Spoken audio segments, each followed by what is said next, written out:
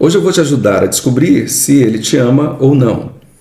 Normalmente uma pessoa se interroga sobre os sentimentos de outras em 4 principais situações. A primeira delas é no início do contato, quando ainda estão se aproximando. E aí aquele lado que já está interessado desde o início busca saber se o outro lado corresponde ao interesse, porque se ele entender que sim, aí fica mais à vontade. Se entender que não, aí fica um pouco mais inseguro e reticente.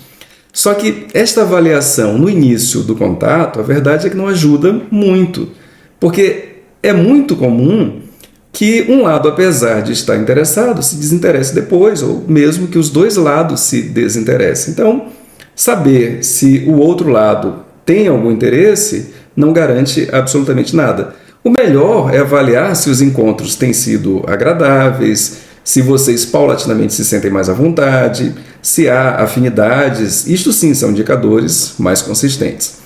A segunda situação é quando o relacionamento termina e um dos lados está descontente com o término, ainda gosta, e aí este lado descontente tenta avaliar se ainda há sentimentos da outra parte, porque se entender que há, aí tem esperanças de retorno. A terceira situação é durante o relacionamento, quando uma das partes se sente ameaçada, quando uma das partes percebe uma mudança de padrão, um possível decréscimo do sentimento do outro lado, ou mesmo uma aproximação de alguém que parece ser uma aproximação ameaçadora, a possibilidade de ter um relacionamento extraconjugal ou coisa parecida. A quarta situação é a menos comum e, na minha opinião, a que é a mais importante. É quando o relacionamento está acontecendo e é um relacionamento bastante conturbado, bastante problemático. E as pessoas estão juntas tentando resolver a relação, sabem, estão cientes de que a relação está complicada, mas não se perguntam se o amor já foi embora, se é amor de fato, se estão unidas por um sentimento legítimo ou por algo de outra ordem. Normalmente, nestes casos, essa interrogação não é feita e, como eu já disse, na minha opinião, é quando seria mais importante, porque se trata, inclusive, de uma questão de saúde das pessoas e da relação. A primeira observação que eu quero fazer sobre este assunto é que é preciso um reconhecimento dentro da relação. Um reconhecimento que tem a ver com ser honesto consigo mesmo e saber desde o início se o que te liga a outra pessoa, agora estou falando de ti e não do outro lado, apesar de que este vídeo tem a ver com te dar informações sobre os sentimentos do outro, mas é super importante avaliar isto que tem a ver contigo, porque vai te ajudar a perceber com mais clareza os sentimentos do outro lado. Então é super importante saber se tu estás ligada a outra pessoa por um sentimento legítimo ou por carência. Tem muitos sentimentos que a ligação se baseia exclusivamente em carência. A pessoa acredita que é sentimento, a pessoa tem uma ilusão emocional. No momento em que ela está mergulhada na coisa, ela presume que o outro lado é o centro da vida dela, que ela tem assim uma forte ligação. Tem gente que diz até que é uma coisa de alma, quando na verdade não passa de carência. Se o que te une a outra pessoa, se o que te une ao cara, ou mesmo o que une um homem a uma mulher, é a carência, isto é um problema. E o pior é que a carência distorce a percepção e atrapalha a evolução dentro da relação ou a libertação da pessoa, caso ela precise se afastar. Então, é super necessário, neste primeiro momento, uma honestidade para consigo mesmo. Tentar se enganar ou enveredar cada vez mais pela ilusão, pela negação, nada disto contribui, somente atrapalha. E se tu queres saber se é carência, eu vou te dar uma dica aqui que vai te ajudar bastante. É o seguinte: se o outro lado tem muitos defeitos e tu tens uma super tolerância para com estes defeitos, é um grande indicativo de carência. Olha só, eu sei que todo mundo tem defeitos, que se procurar, todo mundo pode ter defeitos, isto não se trata disto aqui, tá? O que eu estou querendo dizer é o seguinte, é que se conforme os teus valores, tudo que o outro tem são defeitos, se tu tens feito muitas queixas ao comportamento, à conduta, aquilo que o outro é, se há muitos incômodos e ainda assim tu não consegues te livrar, é muito provável que haja uma carência. Se há coisas que racionalmente não são admiráveis, por exemplo, eu vejo pessoas que estão com outras que elas sentem que são bem inferiores intelectualmente. Tem pessoas que estão com outras que elas sentem que são outras que não investem em si, que não estão tão preocupadas com a vida, que não querem crescer. E para elas isso é muito importante, mas ainda assim elas admitem esta conduta do outro lado. Então, sendo franco ou franca, se tu olhas para a pessoa que está contigo e tem muitas coisas nela que tu gostarias que fossem diferentes, se a maior parte daquilo que ela tem não te interessa, não te agrada, e se somente te agrada os sentimentos que vocês têm quando vocês estão juntos, porque tu achas que há, sei lá, um bem-estar, um carinho, uma consideração, seja lá o que for, então é muito provável que se trate de carência. E carência é algo que custa muito caro. Isto pode durar muito, uma relação que se baseia em carência pode ter uma grande duração, só que é profundamente destrutiva e em algum momento acaba, e quando acaba, gera sequelas terríveis. Então é melhor não mascarar e enfrentar corretamente. Em seguida, tu tens que entender, agora, digamos que tu fizeste esta avaliação e que tu percebeste que não, apesar de haver defeitos, são defeitos normais, são coisas que até te incomodam, mas está na média, não é a maioria. São coisas que incomodam bastante, mas não é a maioria, né? Tem muitas, mas muitas outras coisas que tu gostas. Então, ok, tu já percebeste que há uma legitimidade nesta relação. Só que agora tu queres saber, né, se o outro lado gosta de ti, te ama de verdade. Então, tu tens que entender que o amor tem certas fases. Estas fases não são exatamente cronológicas. Elas são, como era dito na psicanálise francesa, elas são lógicas. O que significa que uma não precisa exatamente vir depois da outra. Elas fazem parte do desenvolvimento do ser da relação e não do tempo da relação. Então, vamos lá. A primeira destas fases é o sentimento de segurança. Se tu percebes que o cara com quem tu estás, ele se sente seguro contigo, esta é a primeira fase do amor. É uma fase super importante. Quanto a isto, tu tens que entender o seguinte, que quando eu digo que ele vai se sentir seguro contigo, não é segurança no sentido assim dele saber que ele nunca vai te perder, que vocês estarão juntos para sempre.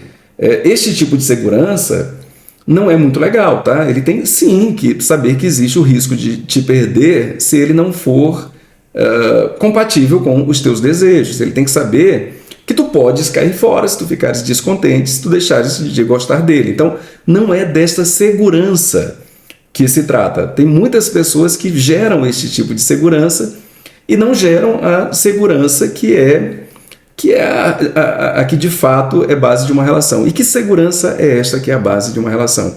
É a segurança que a pessoa tem de que ela vai ser aceita por ti. Simplesmente isto, que ela pode ser mais próxima dela mesma e que, enfim, vai funcionar. Pode até ser que tu não gostes de tudo, mas de maneira geral ela foi aprovada por ti. É a segurança de que tu não és uma ameaça de que tu não vais provocar uma destruição na vida dele, uma perda de alguma coisa que é fundamental. É este tipo de segurança. É super importante. Então, se tu percebes que a pessoa se entrega cada vez mais, que ele se sente seguro contigo, isto já é um dos indicativos do amor. Lembrando que esta segurança, ela não é plena. Então, tem algumas coisas que o cara sempre vai esconder. Por quê? Porque, de acordo com os valores dele, ele entende que se estas coisas forem reveladas, elas poderiam comprometer a imagem dele e, portanto, o amor, os teus sentimentos para com ele. Então, a tendência é que ele seja mais reservado em relação a isto, tá bom? Então, esta segurança não é uma segurança no sentido do cara te dizer tudo ou revelar todos os segredos, não, mas no sentido dele se sentir mais à vontade, ter menos defesas contigo. Isto é a primeira fase. A segunda fase é uma preocupação com o teu bem-estar. Isto é incrivelmente importante. Eu sei que também depende muito de características de personalidade. Tem pessoas que, por uma predisposição da própria personalidade, são mais preocupadas com outras. E tem pessoas que não se importam tanto assim. Tem pessoas que não se preocupam com certas coisas, porque, conforme os seus valores, julgam que estas coisas não são tão importantes assim. E tem pessoas que se preocupam com coisas que o outro não está nem aí. Então, há uma variedade. Mas, de maneira geral, o que se percebe é o seguinte, é que quando o sentimento se desenvolve, há um aumento da preocupação. Coisas do tipo assim, se tu ficas doente, o cara se envolve contigo, ele não vai ficar super feliz, sair para festa, estar sozinho, prosseguir os planos com muita tranquilidade, sabendo que tu estás mal, né? A não ser, é óbvio, em situações do tipo, ele tem alguma coisa que não tem como ele deixar, porque causaria um prejuízo muito grande, ou em situações onde ele se sente chantageado, quando ele não acredita de fato que há um mal-estar, que tu estás doente ou sentindo algo, quando ele imagina que não passa de uma estratégia para impedi-lo de fazer alguma coisa. Aí tudo bem, né? Mas, de maneira geral, com o aumento do sentimento, há também uma preocupação com o objeto amoroso. A terceira fase é uma inclusão receptiva ou insertiva, o que significa que ele vai ter uma tendência, que é ou te incluir na vida dele ou se incluir na tua vida. Isso depende, mais uma vez, das características de personalidade. Se tu percebes que travou em um ponto, que o cara nem te dá espaço na vida dele e nem busca se incluir na tua, então tem alguma coisa, de fato, muito estranha. Não adianta dizer assim que é porque ele é frio, né?